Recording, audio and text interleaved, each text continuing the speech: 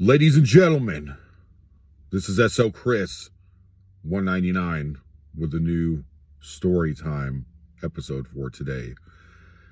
And I'm going to be telling you guys about the story of, I believe it was a year and a half ago. I bet you're thinking to yourself, Chris, here, are you going to run out of stories about you working in security?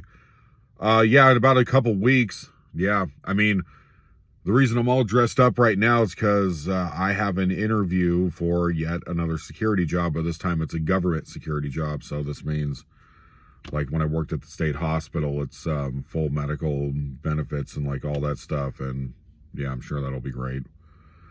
Just another version of Hale. But anyways, so this week's video, I'm going to talk to you guys about the worst hospital I've ever worked at. And it has nothing to do with the location, with the, I was going to use the word ghetto.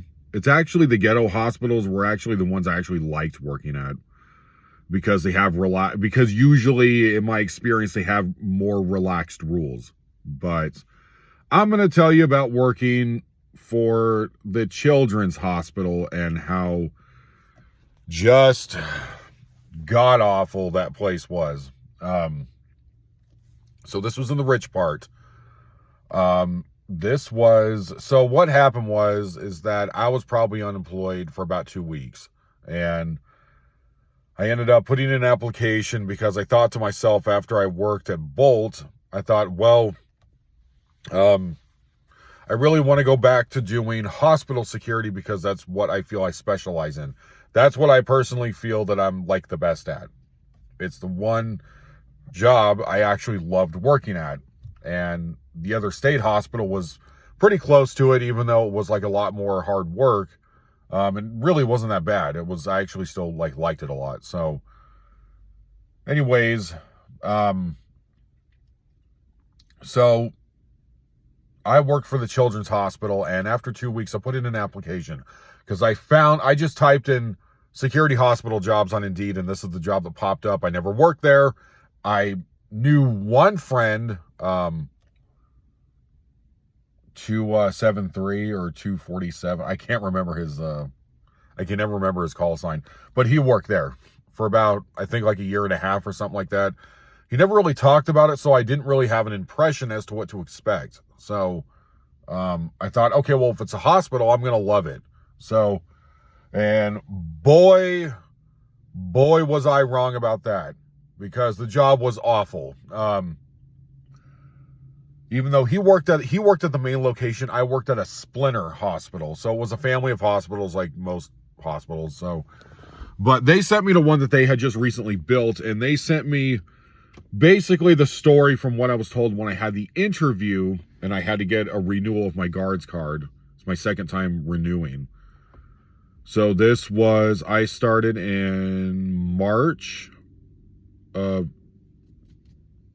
when did I start? Started in March of 2023. So this was actually last year. So this is about a year ago.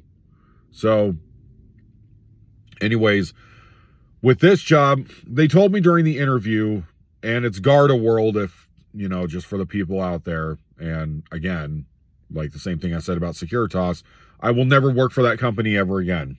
So it was really, really bad, like really bad.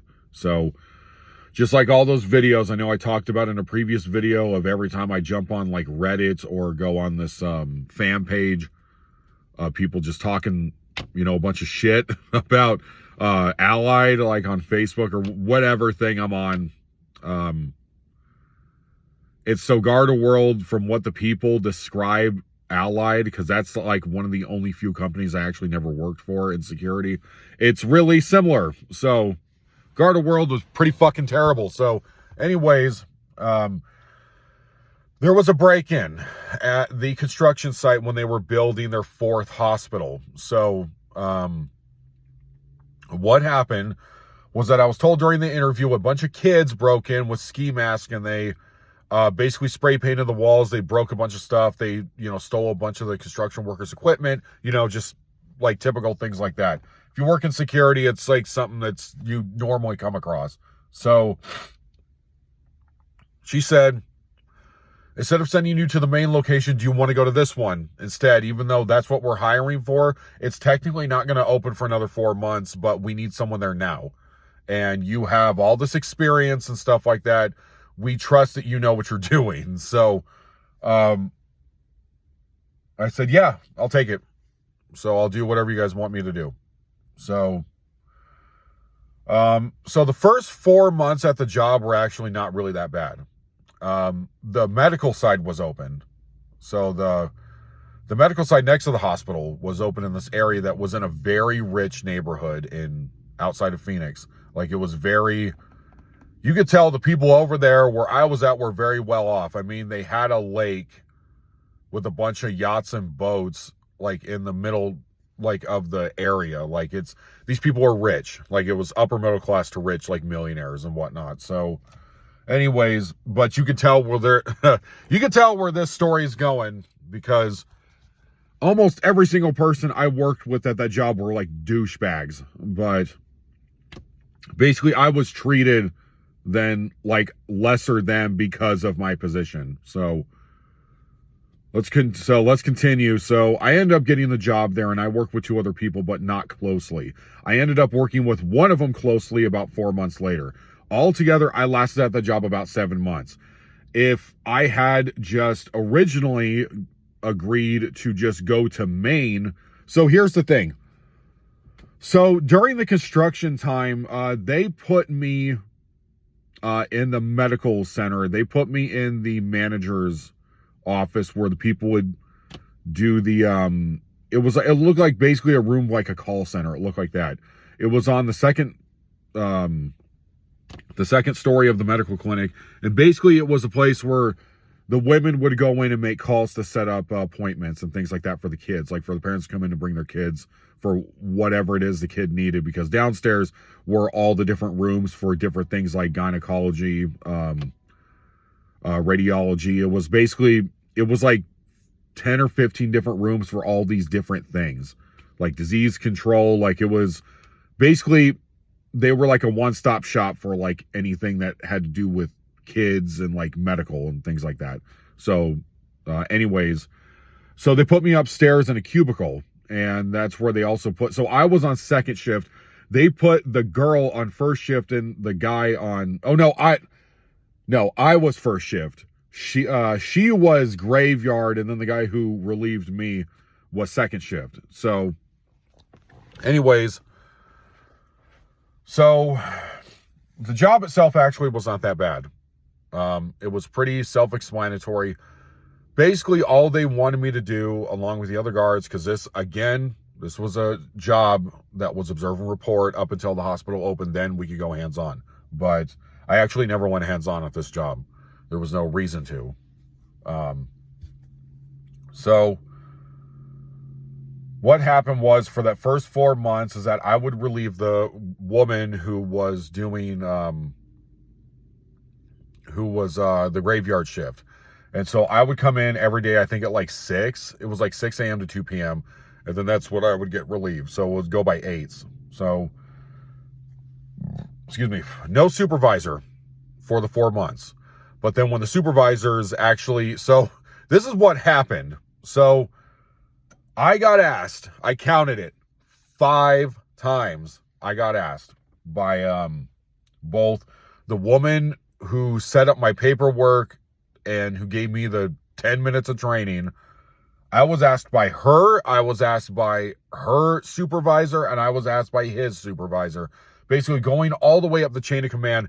There was a guy who came in, I don't remember his name, but he came in from the main location, and he seriously was under the vice president of the company.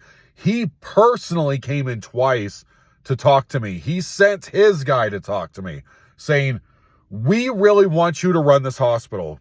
And looking back on it, I'm glad I did not take that position, even though they were going to throw like $2 more an hour at me. The whole job was bullshit. Like, it was just annoying. Like, every time I went into work after the hospital opened, it was just annoying. It was slow. It was boring. You were not allowed to sit down for any reason. If they put you on the 20 and 120 degree heat, you were not allowed to come inside. and they did not give you a security vehicle. Even if they felt that you were gonna pass out from heat stroke, they wanted you to go into the break room for like 5 minutes to drink water, then head right back outside, even though there was no danger, there was no reason for doing these things. Just, well, we said it, so that's what's gonna happen. It's just that nasty corporate attitude. And then the running joke, I remember, because I got this guy, and he ended up being my supervisor.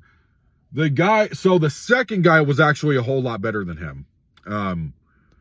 But I had a supervisor for my first 3 days out of the week, and then the last, he was just I could not stand this guy. But the guy I had afterwards on Friday and Saturday, because I had Sundays and Mondays off. But the guy for the last 2 days of the shift, he was actually pretty cool. I actually really liked him.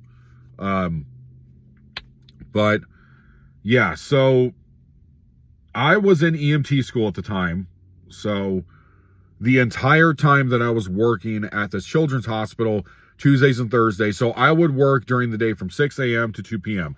Then I would have to go home, rest for like an hour, because when you live in a downtown like Arizona, like downtown Phoenix, it takes forever to get anywhere to do anything, especially if things are like laid out differently and like areas that are spread out. It takes forever to get anywhere there. And so when I was in EMT school, I had to drive all the way down to downtown Tempe to go to the school. So we're talking about a minimum of driving for 2 hours a day. So on Tuesdays and Thursdays, because right after I got off work, and at work at the time, because there was no work to do, because all they wanted you to do at the location while it was being built is you just had to do 4 patrols, you take a 30-minute lunch, and you take 2 15-minute breaks, which ended up still being how it was for the last 3 months I was there. But so what happened is that I would basically just do my homework all day while I was at work, because I bring in my laptop. You're like not allowed to do that, bring your phone, laptop, like all that stuff, but I had no supervision. All they wanted me to do was just walk around the entire area of both inside and outside.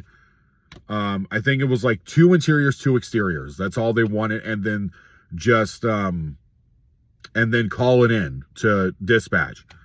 And say, this is the patrol that I just did. Like, that's all they wanted you to do. Make sure no one was going to come in to break anything, to steal, to rob because the construction workers had that problem. That's why they sent me. I think I actually would have ended up staying at that job a lot longer if I went to Maine, and I'll talk about that in a second. But anyways, so that was the job. Like, super, super easy. I'm gonna take a break here.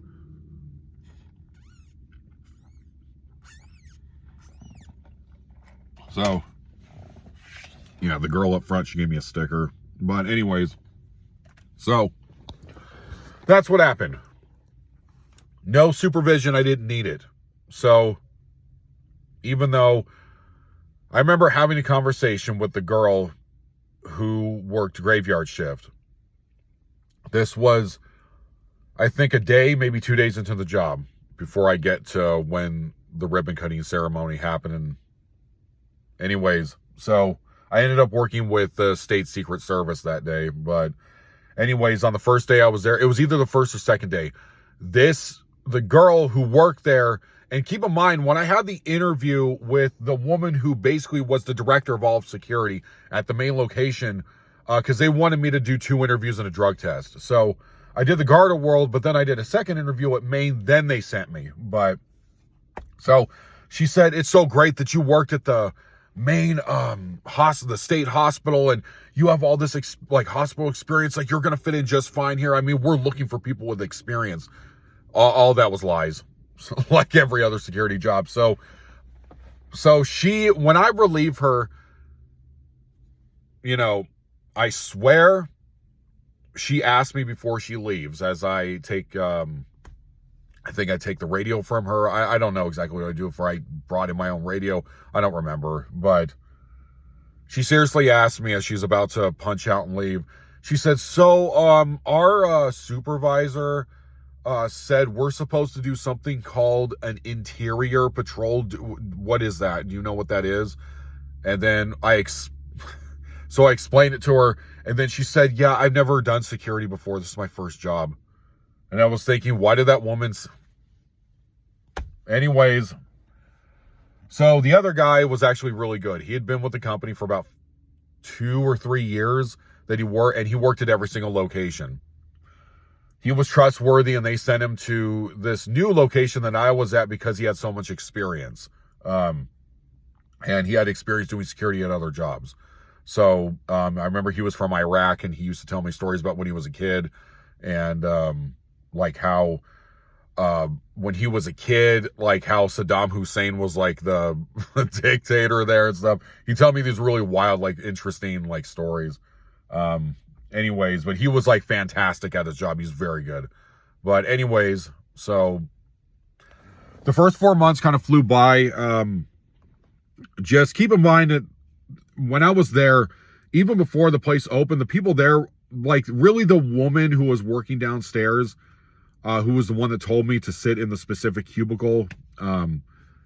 So she was really the only one that was nice to me. Everybody else was very, very cold.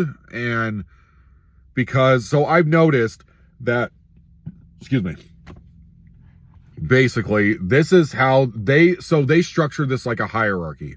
And everybody that was like a nurse or a tech, most of the people were super rude to me. They were cold. There were multiple times when I was doing patrols, and this was like after the hospital had opened. This is within the last 3 months. Multiple times, almost every time I went to do any patrol and I walked through.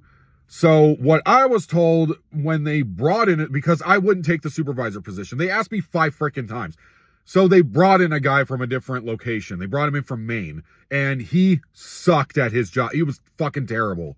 This guy, and then he had the gall to give me shit on a couple of occasions because, I walked outside in front of the hospital to take a call. Like, just like really, like they were up your ass about like everything at that job. Like everything had to be pristine and perfect because the people that ran the hospital had no idea what they were doing.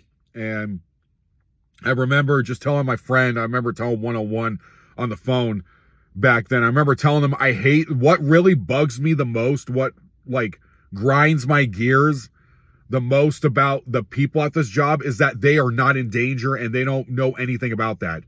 Every single one of them, if we were working at the psychiatric hospital I worked at for like off and on for 4 years or 3.5 years, the one I just came from, not one of them would have lasted at that job. Within a week they would have quit. But because it's little kids and most of the people that came into that job were basically people that were very financially well off. Oh, my kid's in here because I think my kid has a fever. My kid fell off the jungle gym and they got a scrape on their arm. Like it's just a bunch of fucking first world shit kind of thing as to why like these parents were bringing their kids into the ER. Like back in my day, if you fell off a thing from like 8 feet off a slide and hit your head, you walked it off. But anyways, but this was like, I just thought I should just bring my kid in. I wanted to make sure. Like it was a lot of that kind of attitude. Every time I did any patrol, the fucking supervisor brought us into the new security office that they built, the new one. And so even though no one was allowed to hang out in there, not even the security supervisors were not even allowed to hang out. No one was allowed to hang out in the security office. You absolutely could not go in there unless it was like an emergency and you had to go grab something, but you immediately had to leave. Like it was one of those kind of jobs. Like, like the kid at the AV club, this is my projector. No one can touch it but me. It was a lot of that kind of attitude and like energy there. They told us a part of your job is customer service. And if you guys know me, you know that Officer Chris here does not do customer service. I fucking hate doing it. We are security. That is a receptionist. You want a receptionist, then hire one. Security doesn't do that. Even at the job I'm at right now, guess what I'm doing? Fucking customer service. But because they're fucking a bunch of cheap asses. So anyways, like every other security job. So anyways, so they said, we have to provide excellent customer service, is what the guy said. So you have to go up to like everybody that works here and say, good morning, how are you doing? Can I help with anything? So I did it like an idiot. And almost every single time I did it, the nurses just look away from me. Like, or I would get this look like from down the hall from like a group of them. Like, why is he talking to us? It was not even joking. It was in the Union Hills area. So in Glendale. So fucking worst hospital job I've ever had. But basically, and I noticed this along with the other departments too. If you were EVS, if you were the kitchen staff, or if you were grounds, like if you were the gardening or me security, I've watched every single one of them basically get treated like you're the help. And what you're doing is you're here to serve me and don't talk to me. I'm a doctor, I'm a nurse, I'm the president, I'm the CEO, I'm this, I'm that, so you're below me, so don't talk to me. That I cannot tell you how many times it happened to me, and I saw it happen to other coworkers, and I watched it happen in different departments. Basically, it was just, if you're mopping the hall or whatever, if you're cleaning this or cleaning the break room, it was like, okay, you stay over there, and me and like us were over here because, we all have master's degrees or bachelor's, like anyone gives a fuck. If you have a master's degree, okay, congratulations to you. You have 100 IQ. Like, fucking who cares? Like, anybody can get a bachelor's.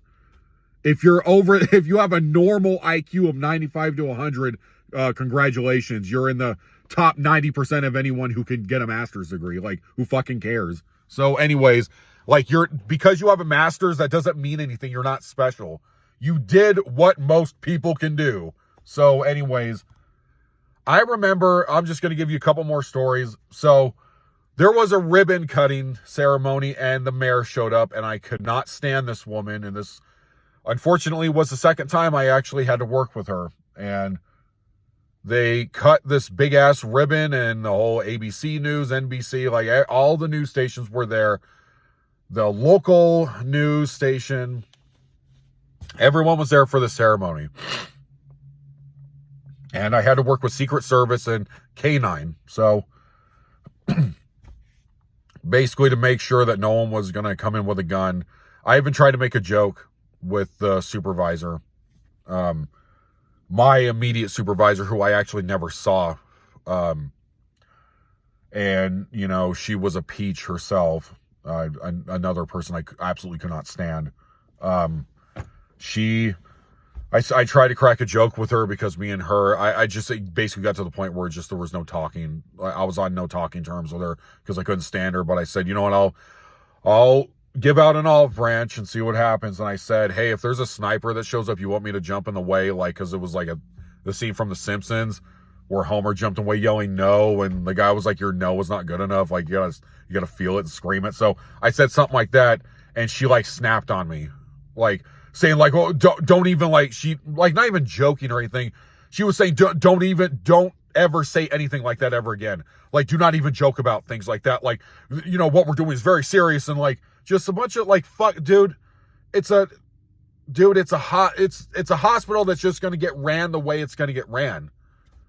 Everybody had like a stick up their ass at this job. Like, we have to be so serious, and everything has to be serious, and you have to be a statue. And if they're saying you have to stand there next to the podium, then you have to stand next to the woman who is, you know, sitting there with, I don't know, like helping the people that would come in. But the thing was, one family, maybe one woman with a kid or two kids would come in a day.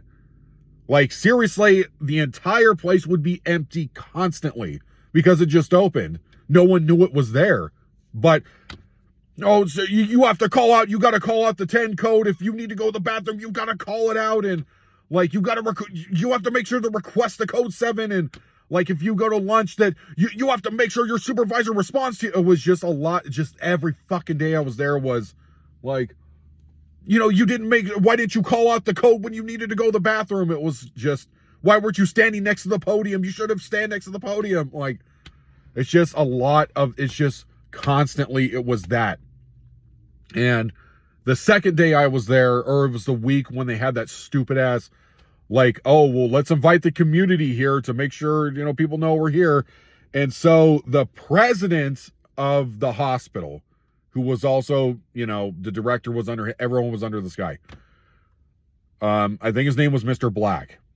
And so he was the president, I think, or the vice president. He was one of those. So he came up to me and my partner when they asked for all security to be on the morning shift that day.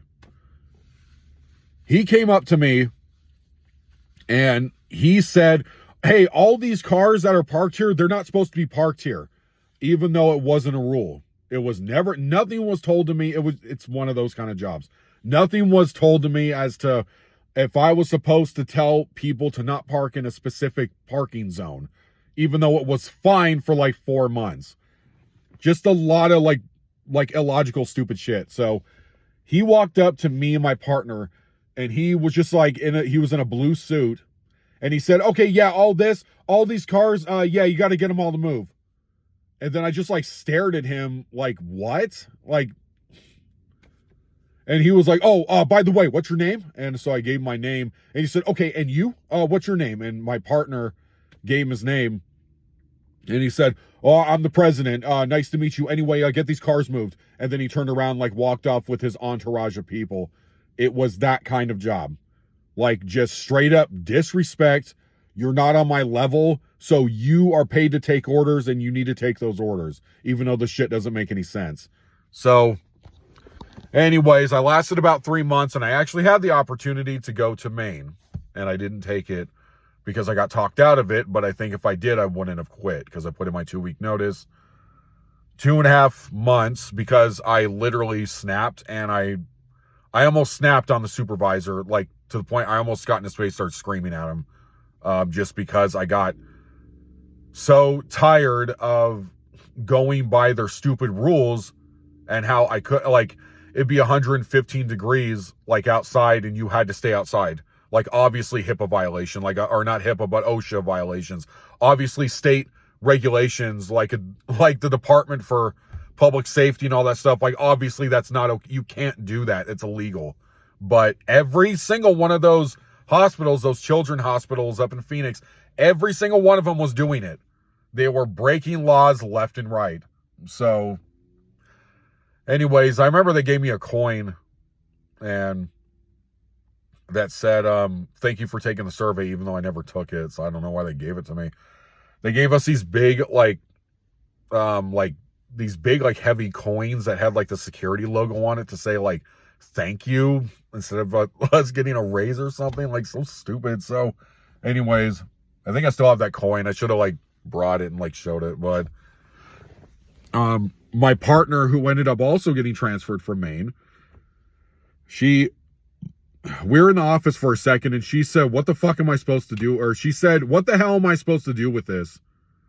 Like, what, you couldn't give me real money? You gave me this fake coin? And my supervisor, the one I actually liked, he said, what you're going to do is you're going to throw that motherfucker in the street. So, yeah. Anyways, so, yeah, the job wasn't terrible, but it was pretty fucking bad. Like every day, it was like when I worked at Valley, every single day when I got home from work, I had to, right when I sat down, I had to lay down. I had to get this box fan, and I had to lay it on my feet, and I literally couldn't get up, because you're not allowed to sit down unless it's your break or unless it's your lunch. So for 6 out of the 8 hours you're there, you have to be on your feet standing, and you have to do your 10-minute patrol. Then you come right back to the ER desk, and you have to stand there for 45 minutes, and then you can either go to your break or whatever. So every single day I came home from work, I had to have the box fan laying on my feet. And from when I would get home at 3, because even though I got off at 2, it always took 45 minutes to get home. Right when I laid down, I had to have the box fan on top of my legs, and I couldn't get up or move until 5. It took me 2 hours every day to recover because of how bad my feet were hurting. So I put in my 2-week notice, because that was pretty much it for me. It was Like, I got tired of getting disrespected and talked down to, and basically, I think the last straw was one time. So I'm just going to end it with this. So I got robbed, and someone from North Carolina had hacked into my account through GardaWorld's whatever payment processing system. So I didn't get a paycheck for like 3 weeks. And so what happened was that I kept calling all these numbers because they expected me to figure it out, even though it was technically their fault. So anyways, it eventually did get figured out. But what had happened was that when I was on the phone with the president of the Arizona chapter of GardaWorld, when I was at work, I was telling her that you're like the 6th or 7th person I've talked to. I still haven't gotten paid yet. It's been like 5 days. I still don't have a paycheck. And I swear this is exactly what she told me on the phone. Because I kept explaining over and over again, I got robbed. And no one was listening to me and no one cared. So she said, she didn't even like call me my name or anything. She just said, I don't understand how this is our problem. This is your problem. She literally told me that on the phone. And right after that, I think it was literally like 2 or 3 days later, I put in my 2-week notice. And I said, you know what? I will never work for GardaWorld ever again. This job was fucking awful. So anyways, I ended up going to one more job for about 2 weeks until I went back to the job I wanted to work at. So more stuff happened, but I only want to keep this to 30 minutes. So yeah, maybe I'll make a part 2 next week because there was some other funny stories that happened at that job. So anyways, this is Officer Chris, or SO Chris 199, giving it to unfiltered, raw, and this is Unarmed Security.